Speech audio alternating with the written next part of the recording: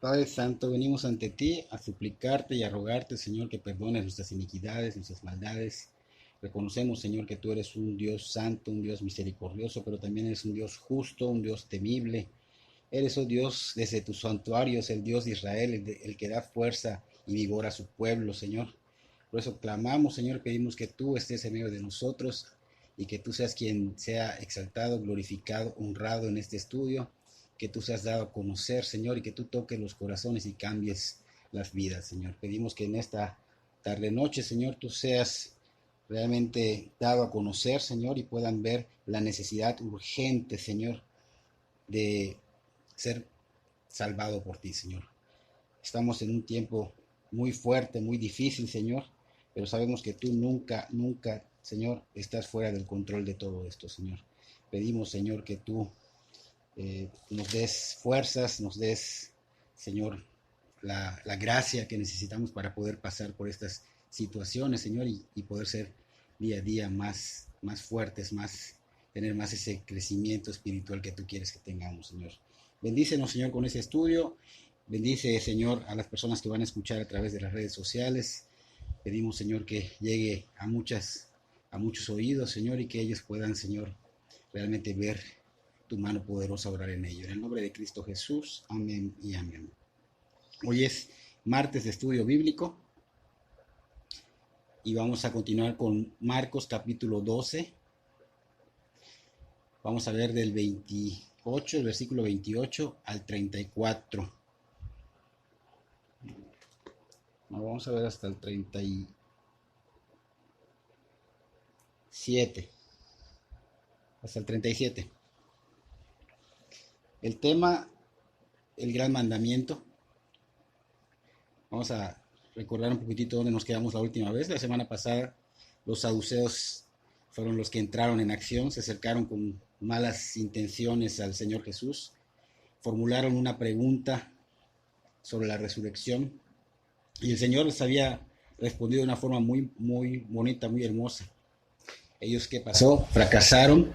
Aprendimos también que Dios es un Dios de vivos, porque si Abraham, Isaac y Jacob no vivieran en esa resurrección, entonces Dios hubiera dicho que Él fue el Dios de Abraham en tiempo pasado. Sin embargo, Él dijo, yo soy el Dios de Abraham, de Isaac y de Jacob. El Dios viviente es el Dios de hombres vivientes, porque aún están vivos y son identificados como las mismas personas que vivieron en la tierra. Hoy veremos que los fariseos, al oír que los saduceos fueron avergonzados, pues vamos a ver que entrará un relevo. ¿Para qué? Para intentar otra vez más tentarle, va a hacer caer al Señor Jesús de alguna manera, pero obviamente se van a llevar una sorpresa. Vamos a leer nuestro texto, Marcos 12, 28 en adelante, dice, acercándose uno de los escribas que los había oído disputar y sabía que les había respondido bien, le preguntó, ¿cuál es el primer mandamiento de todos? Jesús le respondió, el primer mandamiento de todos es, oye Israel, el Señor nuestro Dios, el Señor uno es. Y amarás al Señor tu Dios con todo tu corazón y con toda tu alma y con toda tu mente y con todas tus fuerzas. Este es el principal mandamiento. Y el segundo es semejante, amarás a tu prójimo como a ti mismo. No hay otro mandamiento mayor que estos. Entonces el escriba le dijo, bien maestro, verdad has dicho, que uno es Dios y no hay otro fuera de él. Y el amarle con todo el corazón, con todo el entendimiento, con toda el alma y con todas las fuerzas, y amar al prójimo como uno mismo es más que todos los holocaustos, sacrificios. Entonces Jesús, viendo que había respondido sabiamente, él dijo, no estás lejos del reino de Dios. Y ya ninguno osaba preguntarle. Vamos a hacer una pausa acá. Primero que nada, vimos que los fariseos intentaron tenderle una trampa, luego los herodianos, por último los saduceos, y todos en su tiempo no pudieron hacer más nada. No lograron hacer caer al Señor Jesús en sus trampas, aunque usaron sus mejores armas, aunque pusieron sus mejores estrategias contra él, fracasaron. Pero vemos que no claudicaron. Al retirarse cada uno de ellos siempre venían otros. Se quitaron los fariseos, vinieron los herodianos, luego los saduceos. O sea, siempre tenían relevo, siempre estaban con la convicción y con la disposición de seguir, ¿no? Entonces vemos que estos aún tenían personas que podían relevarlos, y pues al retirarse los saduceos, se juntan los fariseos y pues sale de ellos un escriba, un abogado entre los fariseos. Y pues decide venir al Señor de alguna manera a tentarlo. Eso nos dice el Evangelio de Mateo. Viene a tentarlo y le pregunta en Marcos, ¿cuál es el primer mandamiento de todos? Estamos presenciando una escena muy fascinante. Vemos a los oponentes del Señor Jesús allá alrededor, el Señor Jesús con sus discípulos y las multitudes, y vemos a estos líderes religiosos que se estaban esforzando, estaban trabajando duro para avergonzarlo. Podemos observar cómo las tinieblas están combatiendo contra la luz que es Cristo, pero sin tener éxito. Aunque estas personas estaban del lado enemigo, podemos decir, entre comillas, que es admirable su diligencia. Vemos que no claudican. Y es importante que el cristiano pues vea esta diligencia, esa pasión que tienen esas personas por el mal. Debemos tenerlas nosotros por el bien, por la obra de Dios. Debemos reunirnos para llevar las buenas nuevas a los inconversos. Debemos unirnos para orar como iglesia. Debemos unirnos para ser respaldados por el Espíritu Santo cuando hablamos de Cristo. Debemos unirnos para llevar a las personas a Cristo, para que Cristo los salve. Ese es nuestro enfoque. Unirnos para que seamos guiados por el Espíritu Santo. Porque podemos ver en estos enemigos de Dios la unión y el enfoque en una sola cosa. Y esto los mantenía unidos. Es por eso que nosotros debemos ser diligentes y enfocados en llevar a las almas a Cristo. Ese debe ser el enfoque, porque de esa manera glorificamos al Señor.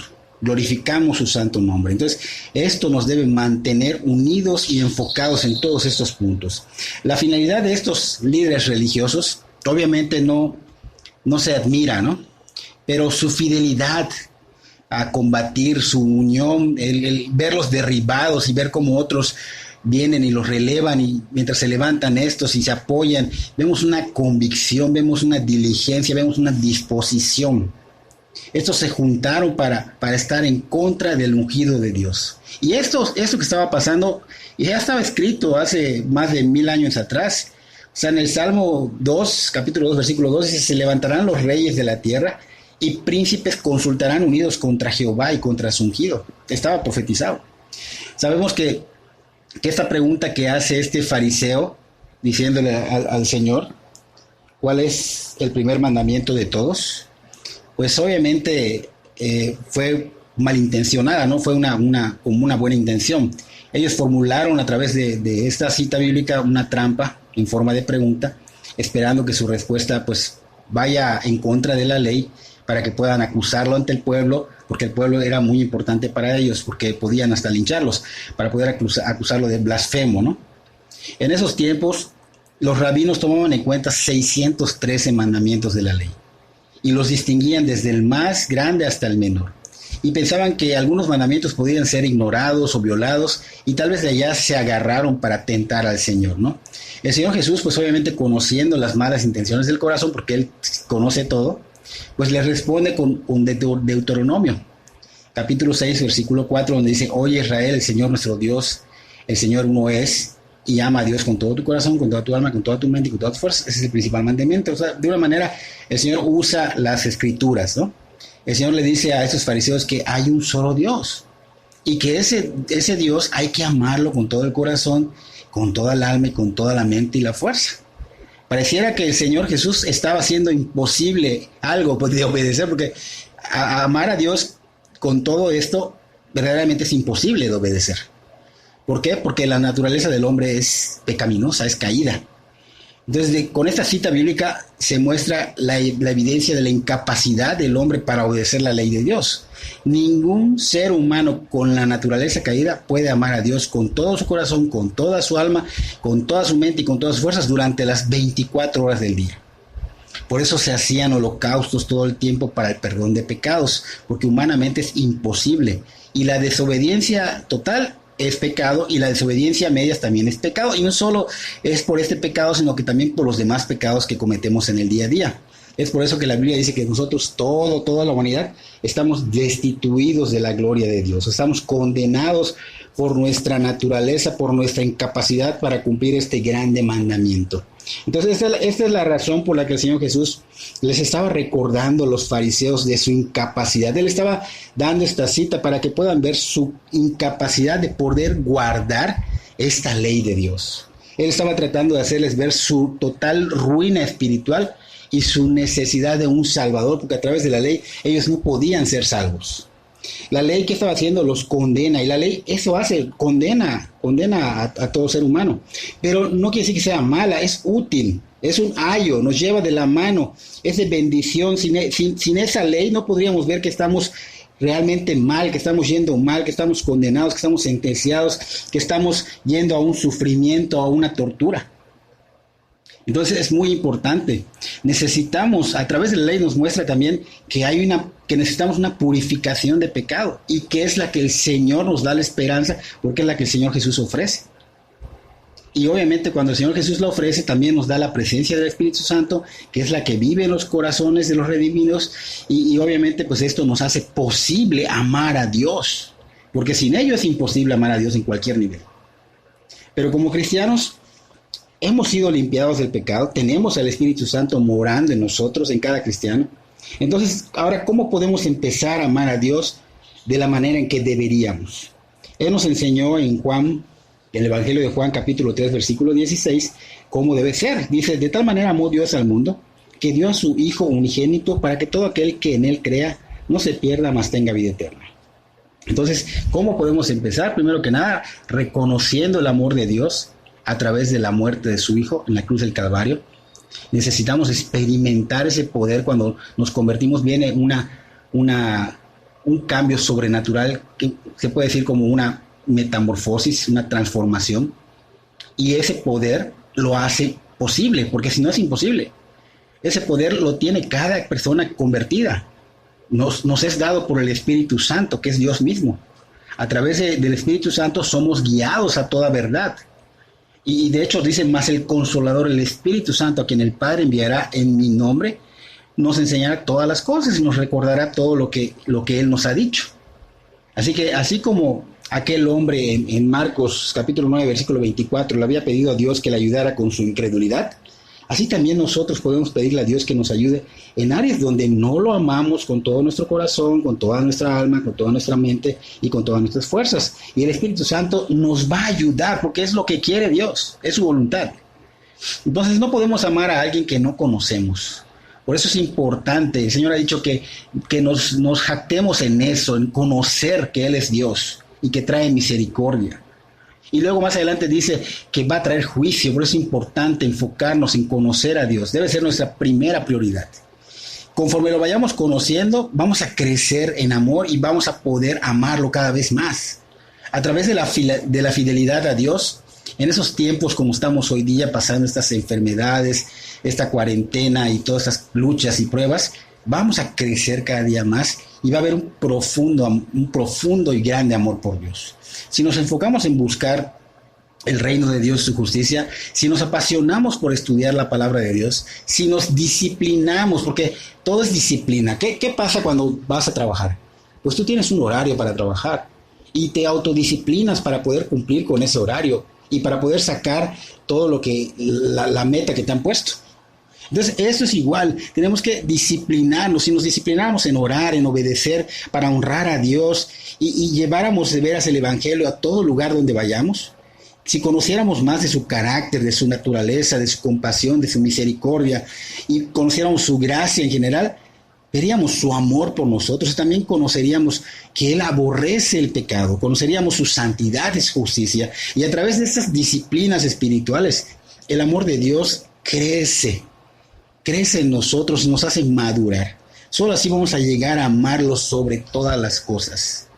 Ahora, si nos enfocamos en el sistema del mundo y en ocasiones en el sistema de Dios, o sea, una doble vida, vamos a fracasar. Seremos de dos mentes, de doble ánimo. Cuando el Señor dijo, con toda tu alma, se refirió a amarlo con toda nuestra vida. Así que si amamos las cosas del mundo y nuestra vida denota que no estamos amando a Dios sobre todas las cosas, nos engañamos a nosotros mismos.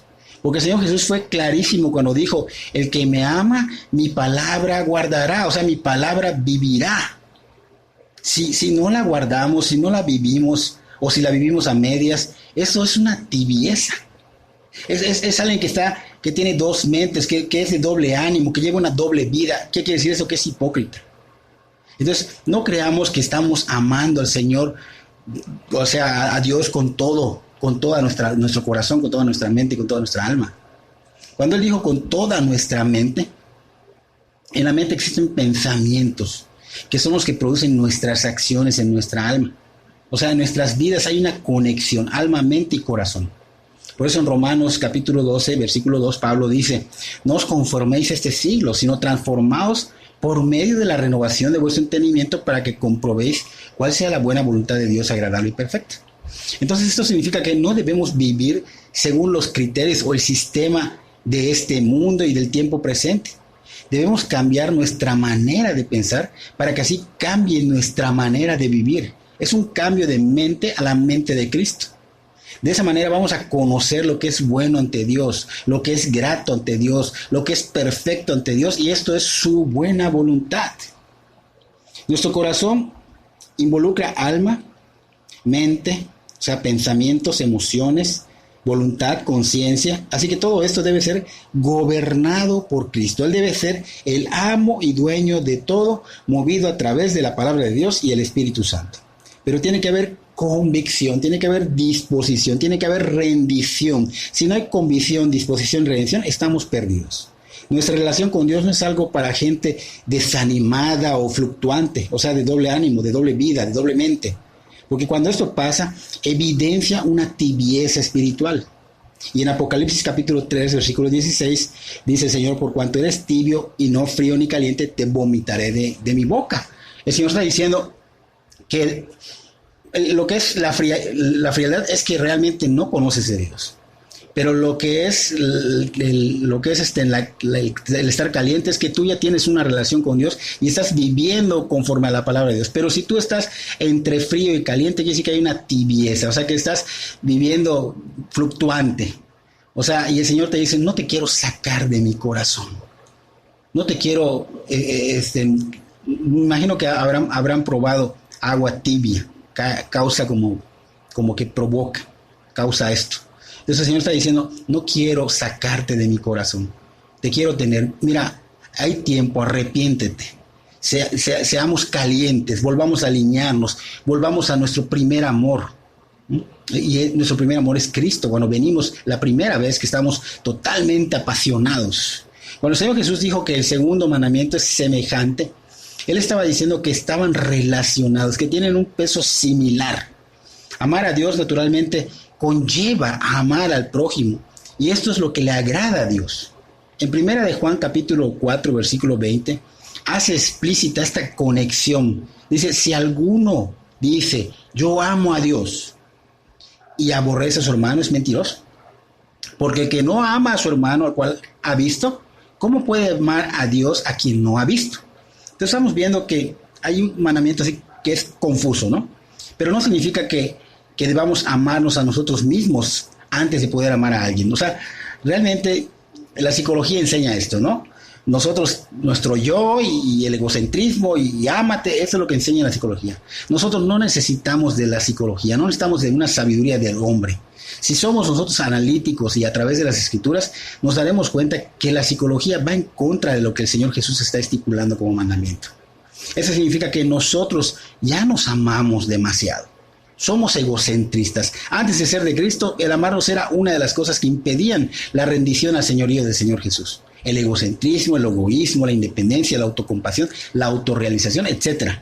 Ahora bien, cuando mueres a esto, cuando te niegas a esto, cuando rindes verdaderamente tu vida a Cristo, esto empieza a desaparecer o desaparece totalmente. Entonces esto trae un crecimiento espiritual y empieza a nacer en nosotros el amar a los hermanos en la fe, el amar al prójimo de la misma forma en que nos amamos. Por ejemplo, te voy a dar un ejemplo para que lo entiendas. De la manera en que nos cuidamos y nos preocupamos por nuestros propios intereses, así debemos cuidar e interesarnos por los intereses de otros. Esos otros no es un grupo que yo elegí para convivir. Son todos, no hay excepciones, no hay privilegios, no hay etiquetas. No podemos menospreciar al pobre, y mucho menos al menesteroso, que es el indigente. No se trata de clases sociales, razas, colores. Hay que amar hasta el indigente, hasta el que nos ha lastimado, pues debe haber perdón y amor. El amor bíblico no se basa solo en sentimientos o palabras, es la manera de actuar. Mucha gente cree que teniendo el conocimiento ya está bien. No, es tu manera de actuar. Si ese conocimiento estás aplicándolo, estás actuando, estás viviendo de acuerdo a esa palabra divina, obviamente se va a ver que es real, que es verdadero. Así que es la manera de actuar al relacionarnos con nuestro prójimo. Más acciones, menos sentimientos. Más acciones, menos palabras. Sabemos que todos necesitan el Evangelio y habrá quien necesita alimentos. O sea, tenemos que discernir lo necesario, no lo que ellos creen necesario.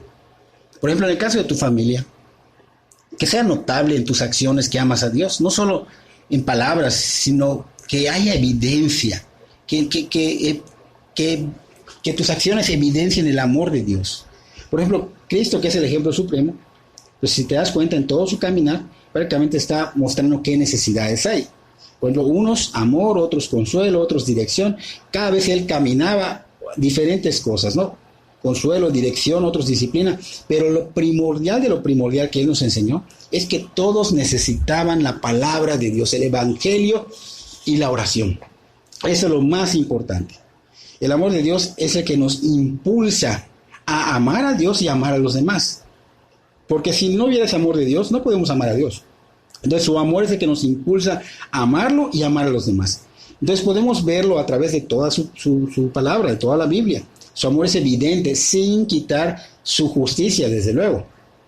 En Mateo, referente a esta cita bíblica, nos dice que de estos dos mandamientos depende toda la ley y los profetas. O sea, el Señor estaba diciendo que estos dos mandamientos resumen la más grande sabiduría que se encuentra en las Escrituras.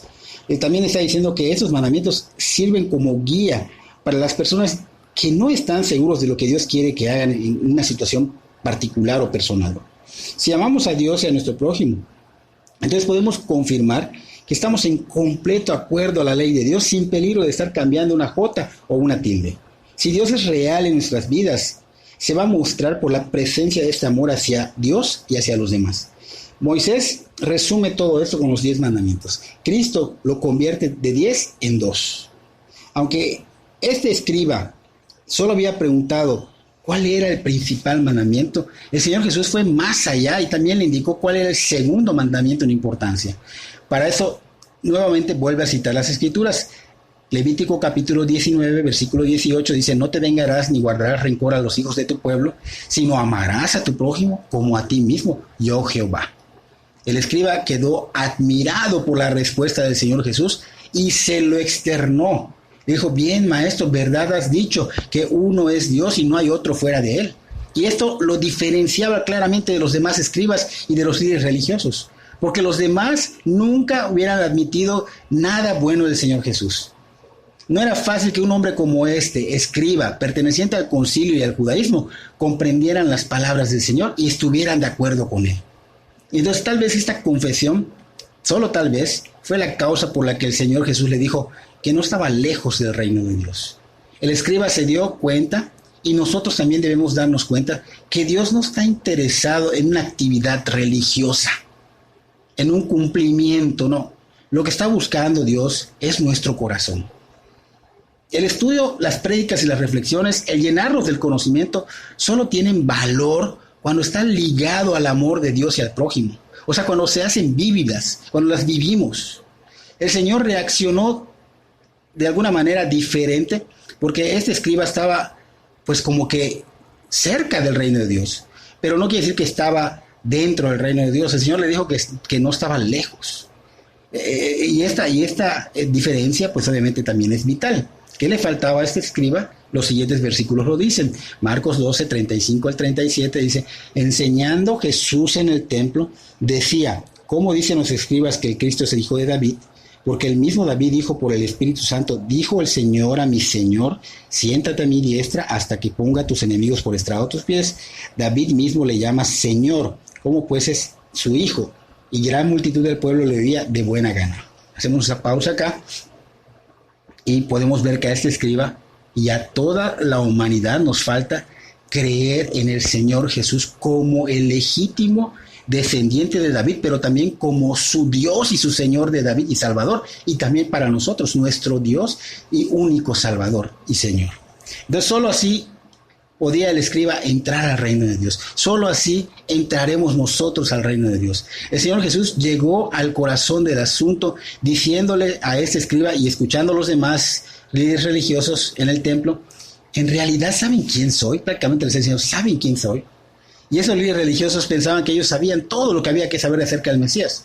Pero el Señor Jesús lo estaba retando en su manera de pensar y le estaba llevando a que consideren que ellos tenían que aprender algo más. Si David le está llamando Señor, ¿cómo pues es su hijo? Le está diciendo, ¿no? El Señor Jesús no solamente es el hijo de David, también es el Señor de David. Apocalipsis capítulo 22 versículo 16 dice, Él es tanto la raíz y el linaje de David. Prácticamente el Señor estaba diciendo que no solo tenía que venir de su linaje y de su raíz, pero sino que también es Dios mismo. Esa pregunta pues, que estaba haciéndole a los líderes religiosos, ¿cómo pues es hijo? O sea, los estaba retando, les estaba preguntando, ¿entienden esta verdad acerca de cómo es que es su hijo y cómo es que le llama Señor? Entonces, los estaba retando, ¿entienden esta verdad acerca del Mesías? Ahora, tenemos que entender que el Señor Jesús no se convirtió en Señor y Cristo en el momento de su ascensión, porque Él siempre fue ambas cosas. Pero esta invitación a sentarse en el trono nos enseña que hubo un tiempo en que no estaba sentado a la diestra de Dios. Y esto es porque Él no se aferró, no dice Filipenses, a ser Dios. Recuerden que vino al mundo para salvar a los pecadores. Y Él mismo lo explicó en el Evangelio de Juan, capítulo 16, versículo 28, cuando dijo, salí del Padre y he venido al mundo. Otra vez dejo el mundo y voy al Padre. El Señor Jesús es Dios. Es la segunda persona de la Trinidad. Y solo a través de Él hay salvación. Solo a través de Él hay perdón de pecados. Solo a través de Él podemos estar en el cielo. Así que no debemos dudar y debemos buscar de Dios. Porque vendrá el día en que dice la palabra en Filipenses 2, que toda rodilla se va a doblar. De los que están en los cielos, aquí en la tierra, pero también debajo de la tierra. Y que toda lengua va a confesar que Jesucristo es el Señor para gloria de Dios Padre. Pero si tú no has sido perdonado por Cristo, aún no reconoces realmente que Él es el Salvador, aún no lo tienes como tu Señor y Salvador, solo a lo mejor lo dices de labios en ese tiempo que vas a tener que confesarlo frente a Dios, aún hagas reverencia, esto será para juicio eterno. Así que estamos a tiempo, es en vida el arrepentimiento, es en vida la salvación y es por medio de la fe en Cristo Jesús. No dejes que pase más tiempo, son los tiempos que realmente a través de esta pues adversidad, pues el Señor nos está mostrando su misericordia. Es difícil, no podemos, nuestros pensamientos no son iguales a los pensamientos de Dios. Él es sabio Dios. Y aunque tú digas, pero ¿cómo va a ser que Dios permita esto? Mira, estas son cosas que nosotros hemos hecho a través de nuestra vida en este mundo. Nosotros hemos causado muchas cosas de estas. Pero Dios está ya siempre mandándote personas a que te compartan el Evangelio, a que te den las buenas nuevas de salvación, a que veas que hay esperanza.